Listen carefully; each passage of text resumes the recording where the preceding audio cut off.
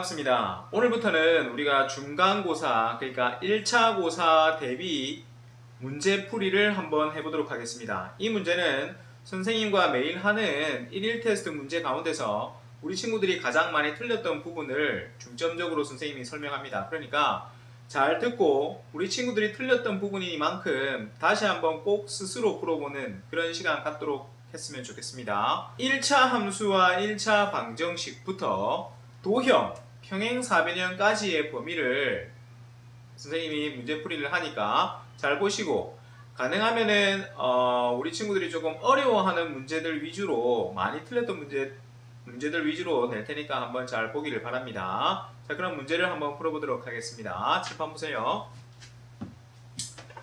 자, 네 직선으로 둘러싸인 도형의 넓이를 구하해라. 자, 오랜만에 우리 친구들이 그 함수 부분을 보기 때문에 잘 몰랐던가 봐요. 그죠? 그래서 선생님이 예전에 이걸 어떻게 설명했는지부터 먼저 설명을 하자면, 이 녀석은 좌표 평면 위에서 나타내면 되는 거죠. 그죠? 자, 그리고 식을 한번 보면 알겠지만 x는 혹은 y는 하고만 나타나는 겁니다. 무슨 말이냐 하면 x축으로 평행하거나 y축으로 평행하는 직선들로만 이루어졌다는 얘기입니다. 자, 그래서 선생님이 한번 좌표 평면을 그려가지고 이 문제를 파악해 보도록 할게요. 자, 좌표 평면을 그렸습니다. y는 3이라고 했죠. y는 3이라고 했으니까 y는 3이면 여기가 3이라고 합시다. 그래서 얘가 바로 y는 3, 즉 y의 값만 가진다는 거죠. 그러니까 y는 3이라는 녀석은 x축과 평행한 직선이 된다는 겁니다. 그러면 x는 1은 그럼 어떻게 되겠습니까? x는 1은 여기가 x 1의 값을 가진다고 했을 때 x는 1의 그래프는 바로 y축과 평행한 이런 그래프가 된다는 얘기겠죠. 그죠? 자, 그 다음에 2x-1은 0. 이것도 마찬가지로 이거는 우리가 이항을 시켜야 됩니다. 이항을 시키면 결국에는 어떤 그래프가 되냐면 x는 2분의 1이라는 그래프가 되겠죠. 그래서 x는 2분의 1이라는 그래프는 어떻게 됩니까? 2분의 1이면 1보다 더 앞에 있네요. 그래서 이런 그래프가 되겠네요. 이거는 x는 2분의 1에 대한 그래프죠. 맞습니까? 요게 x는 2분의 1. 그 다음에 y는 마이너스 3. 이 그래프도 y는 마이너스 3이라고 우리가 나타낼 수 있겠죠. 그래서 y는 마이너스 3이라고 했으니까 여기가 마이너스 3이라고 했을 때에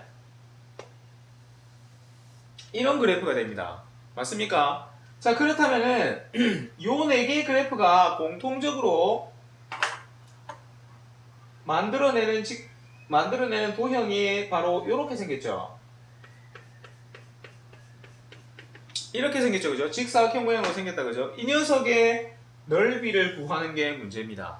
맞죠? 직사각형의 넓이 구하는 공식이 뭡니까? 가로 곱하기 세로죠. 그죠? 그래서 가로가 얼마입니까? 가로가 2분의 1에서 1까지니까 2분의 1을 얘기하는 거죠. 2분의 1. 그죠? 곱하기 세로는 얼마죠?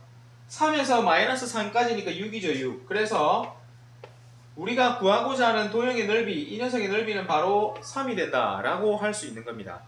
많이 어렵지는 않지만 우리 친구들 그 1차 함수 그래프 그리는 방법을 잠깐 잊었던 친구들은 이 문제가 조금 어려웠을 수도 있겠다. 그죠? 그냥 그렇게 생각합니다. 자, 이제는 잘 알겠죠? 자, 그 다음에 이 그림은, 이 문제는 1차 함수 그래프를 그릴 수 있는 친구들은 잘 풀었을 텐데 그렇지 못한 친구들은 아마 조금 어려워했을 겁니다. 선생님이 이 문제를 풀어볼 테니까 어떻게 선생님이 푸는지 보고 꼭 우리 친구들이 한번 복습을 해보세요. 두 직선 2x 플러스 y는 3이고 x 플러스 y는 2의 교점을 지나고, 이거의 교점을 지난다는 표현이 있다. 그죠? 그 다음에 직선 x 플러스 3y는 5와 평행한, 이 직선과 평행하다 라고 했습니다. 평행한 직선의 방정식을 요렇다고 하자. y는 ax 플러스 b라고 하자. 이때 a분의 b의 값을 구하해라 라고 했습니다. 자, 잘 보세요. 두 직선의 교점을 지난다 했으니까 우리가 두 직선의 교점을 구해야 되겠죠. 두 직선의 교점은 어떻게 구하는 겁니까? 바로 연립 방정식으로 구할 수 있습니다. 맞죠? 그래서 첫 번째 2x 플러스 y는 3, 그 다음에 x 플러스 y는 2의 연립 방정식을 한번 구해봅시다.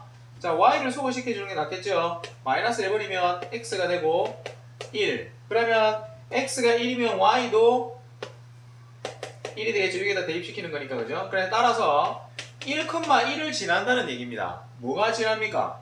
우리가 지금 구해야 되는 직선의 방정식이 그렇다 이 얘기입니다. 자, 그 다음 보세요. 직선 이 녀석의 그래프와 평행하다 했으니까 그래프가 평행하면 어떻게 되는 겁니까? 기울기는 같고 y절편은 달라야 되겠죠. 그래서 여기 이 식을 우리가 보기 편한 식으로 고칩니다. 무슨 말이냐면 y에 관해서 나타낸다 이 말입니다. 그러면 이거를 다 이항시켜보면은 자 보세요. x 플러스 3y는 5 여기에서 x항을 이항시키면 3y는 마이너스 x 플러스 5가 되죠. 따라서 3까지도 이항시킵니다. 그러면 따라서 y는 얼마가 됩니까?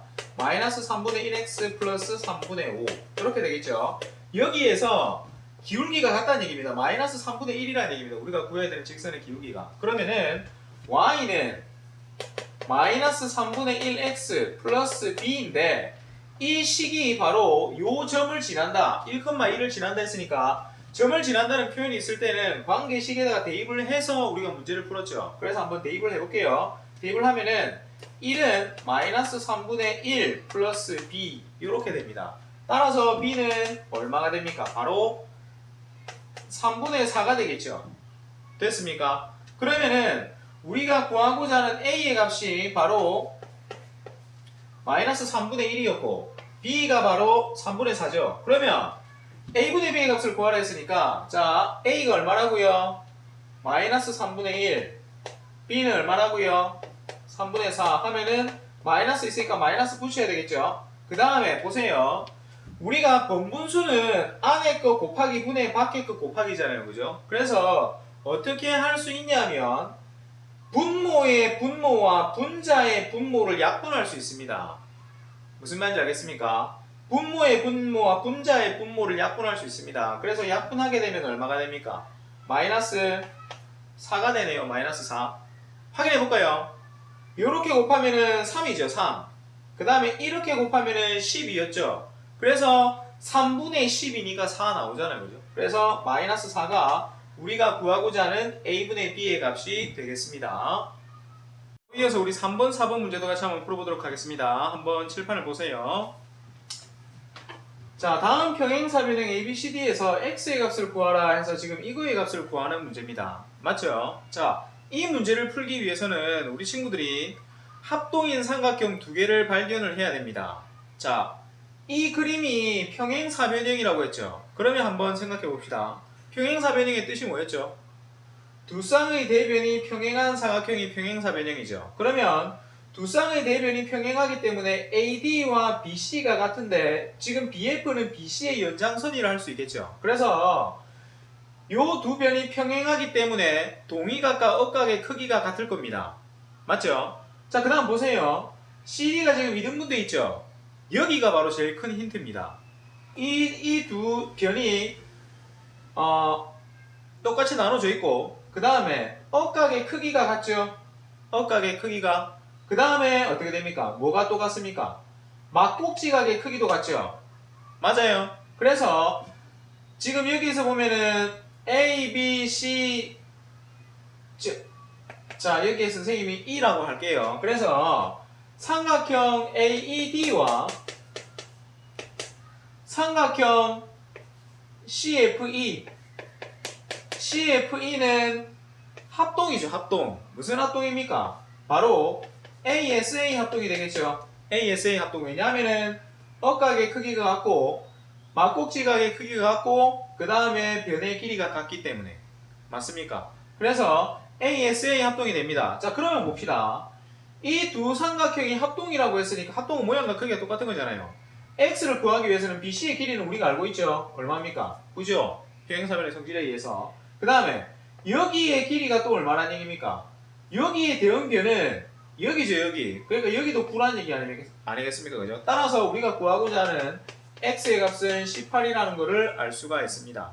알았죠? 이 문제를 보고 조금 당황했던 친구들 반드시 이렇게 우리가 합동인 두 삼각형을 구해서 푼다는 사실을 꼭 기억하세요. 그 다음 4번. 자, 지금 이거 삼각형의 외심에 대한 내용인데 외심은 선생님 수업 시간에도 얘기했지만 외접원의 중심이라는 뜻이라고 했죠. 외접원의 중심. 그거 줄임말. 그래서 외심에 대한 설명을 옳지 않은 거, 이 문제는 우리 친구들이 안 틀릴 거라 생각했는데 의외로 틀린 친구들이 있어서 한번 짚어주겠습니다. 삼각형의 외접원의 중심은 외심이다. 선생님이 방금 얘기했죠. 외심의 뜻이 바로 삼각형의 외접원의 중심의 줄임말이라고 했잖아요. 그죠? 그래서 삼각형의 외접원의 중심이 외심이 맞는 얘기죠. 그 다음 삼각형의 외심에서 세 꼭지점에 이르는 거리는 같다. 우리가 삼각형의 외심을 구할 때에 어떻게 했냐면 이렇게 삼각형이 주어져 있을 때에 변의 이등분선을 이렇게 연결해 가지고 만든 이렇게 모인 점이었죠. 이게 외심. 여기에서 세 꼭지점에 이르는 거리가 같도록 이렇게 해서 동그랗게 그린 게 바로 외접원 아니었습니까? 그죠? 그러니까 삼각형의 외심에서 여기가 외심이었으니까 세 꼭지점에 이르는 거리는 같다. 이게 맞는 얘기 아니겠습니까? 이거 삼각형 외심에서 세 꼭지점에 이르는 거리는 같다. 그래야 외접원이 되죠. 그죠? 그 다음 삼각형의 세 변의 수직 이등분선은 한 점에서 만난다. 방금 선생님이 했죠. 외심은 삼각형의 세 변의 수직 이등분선의 교점이 외심입니다. 그렇기 때문에 3번도 맞는 게 되는 겁니다. 그 다음 4번에 직각삼각형의 외심은 빗변의 중심에 있다. 이거 선생님이 중요하다고 했죠. 수업 시간에도.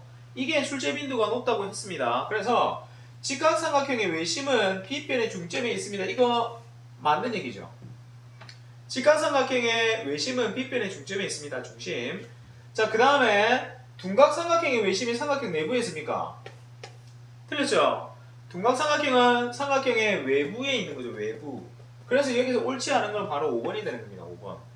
이 문제는 외심에 관한 문제긴 하지만 어렵지 않은 문제입니다. 그래서 만약에 이걸 아직까지 모르는 친구들이 있다면 우리 친구들 반드시 이 시간 이후로 복습을 해서 외심에 대해서 그리고 내심에 대해서 반드시 선생님이 알아두라고 했던 부분들이 있죠. 외심의 성질, 내심의 성질 꼭 기억을 해두시고 그 문제를 잘 풀었으면 좋겠습니다.